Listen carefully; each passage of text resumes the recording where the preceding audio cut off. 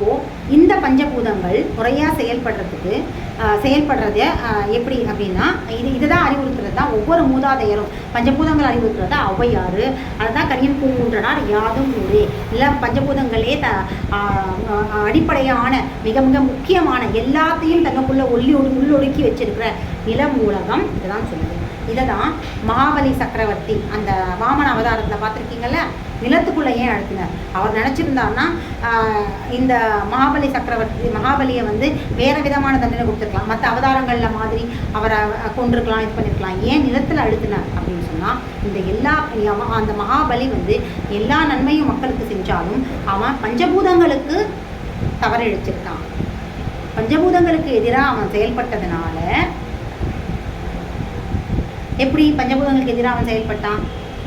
நெருப்பு இல்லையா, யாககுண்டத்தில் நெருப்பில் உயிர்களை பலியிட்டான் இல்லையா? அந்த நெருப்புக்கு அது தேவையில்லாத விஷயம் தானே. அந்த நெருப்பு அதை கேட்கல. நீ செஞ்ச ஒவ்வொரு இடத்துலையும் மகாபலியோட வரலாறுகளை நீங்கள் ஆய்வு செஞ்சீங்க அப்படின்னா அவன் பஞ்சபூதங்களுக்கு எதிராக செயல்பட்டதுக்கான சாட்சிகள் இருக்கும்.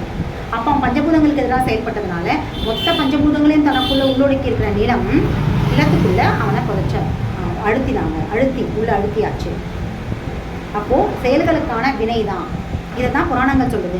அவன் அழுதலை அதெல்லாம் ரெண்டாவது பட்சம். ஆனால் அவங்க சொல்ல வந்த கருத்துக்கள் என்ன அப்படின்னா, பஞ்சபூதங்களுக்கு எதிராக நீ செயல்படும் போது உனக்கான தண்டனை அதே பஞ்சபூதங்களுக்குடைய கிட்டதான் கிடைக்கும். இதுதான் நம்ம புரிஞ்சுக்க வேண்டிய விஷயம். அப்போ யாதும் ஊரே யாவரும் கேளி அப்படிங்கிறதும் இதே நிலம் சம்பந்தப்பட்ட ஒரு அடிப்படை தத்துவத்தை தான், பஞ்சபூதங்கள் தத்துவத்தை தான் அங்கே அவர் சொல்லியிருக்காரு. அப்போது திருவள்ளுவர் சொல்கிற பசி நிலத்தை பற்றி தான். ஔவையார் சொல்கிற அந்த நேற்று சொன்ன பழமொழி இருக்கு இல்லையா, கட்டுறது கைமண் அளவு கல்லாது உலகளவு மண், அதுவும் பசியை பற்றி தான். கணியன் பூங்குன்றனார் சொன்ன யாதும் ஊரை யாவரும் கேளீர், அதுவும் நிலத்தை பற்றி தான். ஊர் எது அடிப்படை? நிலம் தானே, பகுதி தானே, பிரதேசம் தானே. அப்போது எல்லா சங்க இலக்கிய மூதாதையர்களும் எதை பற்றி வலியுறுத்துறாங்க அப்படின்னா நில மூலகத்தின் ஆற்றல் தேவையான பசி அப்படிங்கிறது தான் வலியுறுத்துறாங்க. அப்போது இந்த பசியை பிரதானமாக கடைப்பிடிக்கிற அகுபஞ்சர் தத்துவம் தான். இந்த அகுபஞ்சர் தத்துவம் மட்டும்தான் மூதாதையர்கள் சொன்ன இந்த பசியை அடிப்படையாக கொண்டு இது வரைக்கும் சிகிச்சை பண்ணிக்கிட்டு இருக்கு, மருத்துவத்தை வழிநடத்திக்கிட்டு இருக்கு. அதை மருத்துவர்கள் மட்டும் இல்லாமல் அந்த இயற்கை வாழ்வியலை பேஷண்ட்டுகளுக்கும் நம்ம சொல்லி தந்துட்டுருக்கோம். அதுக்கு என்ன விஷயம் அப்படின்னா,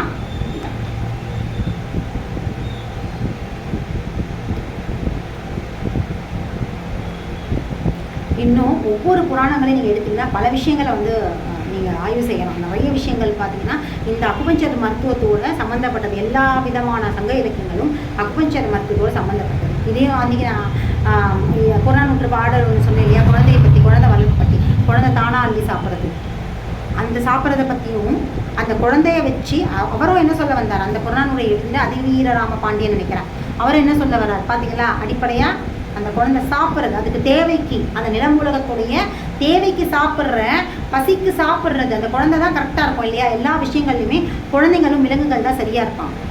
ஏன்னா ரெண்டு பேருமே கரெக்ட் ஆகாதவங்க. மனிதர்கள் எல்லா விஷயத்தையும் கரெக்ட் ஆகிடுவாங்க, டெம்ட் ஆகிடுவாங்க. கரப்ஷன், டெம்டேஷன் ரெண்டுமே மனிதர்கள்கிட்ட இருக்கிற ஒரு விஷயம்.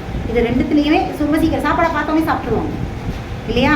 ஆனால் குழந்தைகள்கிட்ட நீங்கள் என்ன தான் வச்சாலும் சரி பசிக்காமல் சாப்பிட நம்ம தான் திணிச்சு ஊட்டி பழக்கிறோமே தவிர பசிக்காமல் சாப்பிடணும். இதே தான் விலங்குகள். அப்போ இந்த ரெண்டு பேர் மட்டும்தான் பிரபஞ்சத்தோட படைப்பில் பசிச்சு சாப்பிட்ற பசி அப்படிங்கிற அடிப்படை விஷயத்தை புரிஞ்சிருக்கிறாங்க. இதனால தான் புறநானூற்றில் அந்த பாடலில் அந்த சாப்பிட்ற பற்றின